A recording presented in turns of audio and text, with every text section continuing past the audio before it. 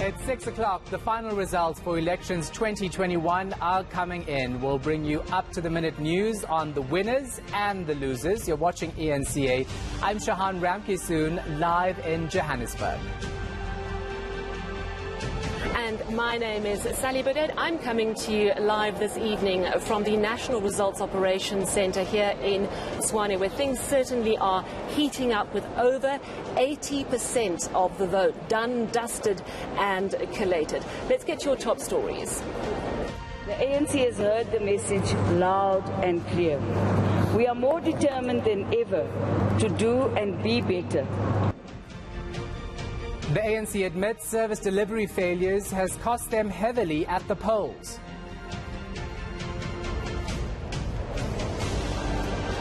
The IEC and the DA accused of vote rigging in the Western Cape. Smaller political parties are demanding a recount. And as you heard, vote counting done and dusted, but the IEC is still capturing and auditing the last of the results before the official release. Results, results, results. That's all we want to know about first, right? Well, let's get the national bigger picture. We can go live to Sally Burdett. She, of course, is at the Rock in Tswhane. Sally, I think the leaderboard at this point is key because people want to know who's in and who's out. Absolutely, Tswhane, and let's go from the bigger picture to the smaller picture. So if we look at the national picture, the ANC is sitting on 45% of votes that have been captured, collated, counted so far.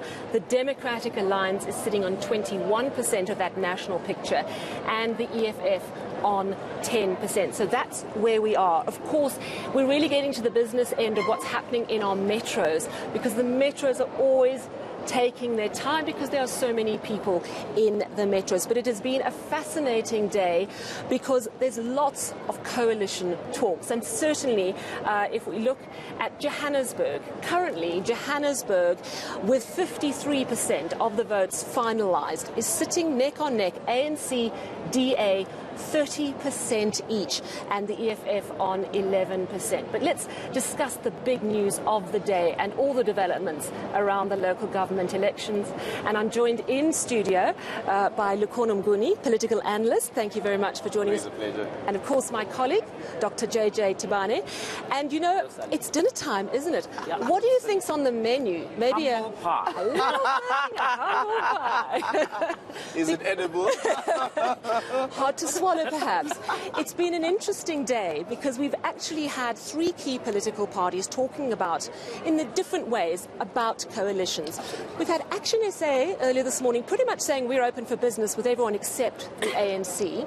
We had the DA coming out saying we are also open for business, but not at the expense of our principles. And we are going to, and this I thought was really interesting, have clearly signed coalition agreements which we will release publicly. And then later this afternoon, we had the ANC. So, LUKHONA, I want to start with you. What did you make of the ANC? Because while they're still ahead, they are still way down from where they wanted to be. No, absolutely, Sally. The facts are there for all of us to see. Their support has declined, especially if you look at the urban geographic spaces. If you look at the Western Cape, for example, projections putting them anywhere below 20% now, which is really almost being wiped out of the lay of the land of the Western Cape.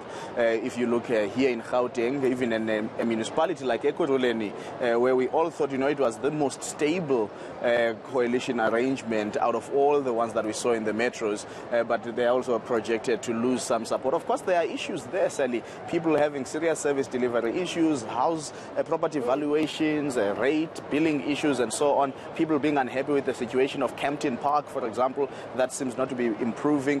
So you are seeing an ANC where, at least in the urban base, the decline is far more fast-tracked. But quite interestingly, though, take nothing away from some of what we know as, rural or peri-urban municipalities. Maluti Apufong coming in earlier today, they are not going to be a majority party there as well in the Free State. Yeah, so big to small, we are seeing quite a lot of shifts.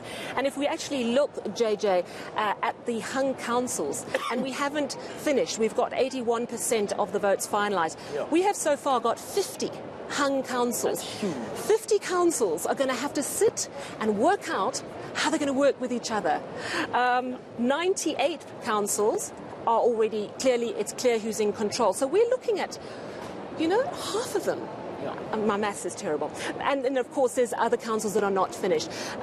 What have you made of the messages that are being sent about coalitions, JJ? Look, I think the public is fed up with a one-party state approach or a mentality. And I know it's not one-party state. I'm just giving a hyperbole.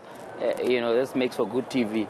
So, okay, so they're fed up with that because there's so much stealing.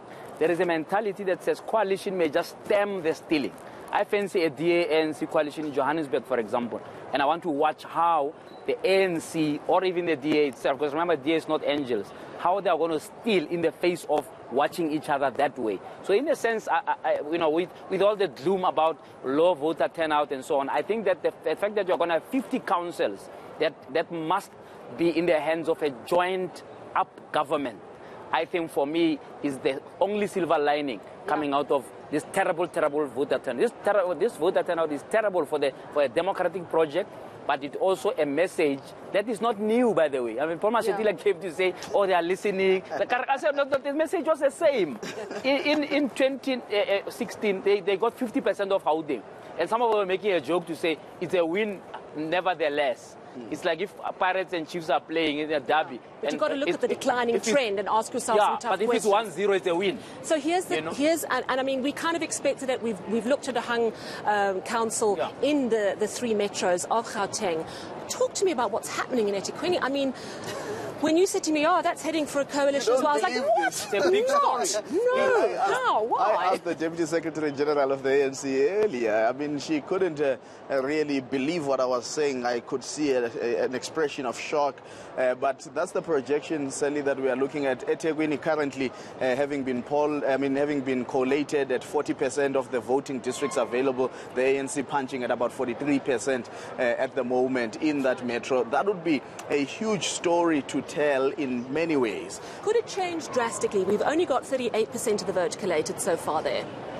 Well, it could change drastically depending which areas of eThekwini have been, of course, collated. But if we are looking at the picture, Sally, in the urban spaces of other smaller towns like Mhlatuze, for example, a bit up north, north coast in KwaZulu-Natal, where the IFP has flipped a number of municipalities in its favor. So who says then the IFP is not going to flip a few areas in eThekwini? We know the story of growth of the economic freedom fighters in that particular area of eThekwini. They will be there. The DA has taken a number of wards from eThekwini from the ANC in eThekwini. So it's quite clear then that the ANC would have to perform on the PR more than anything. But we know that where the ANC comes out strongly, there's far lower voter turnout, which is why the opposition parties come out more stronger on the PR, because where they show up, the voter turnout seems to be higher. Right. I have to cross back to Johannesburg. We're going to keep watching those boards because it's moving quickly now. So we will give you updates throughout the evening. But back to you in Johannesburg, Tswhane. All right, thanks so much for the update. Sally Burdett will cross to you, of course, throughout the evening right here for those updates, because every other minute we're seeing changes on that leaderboard.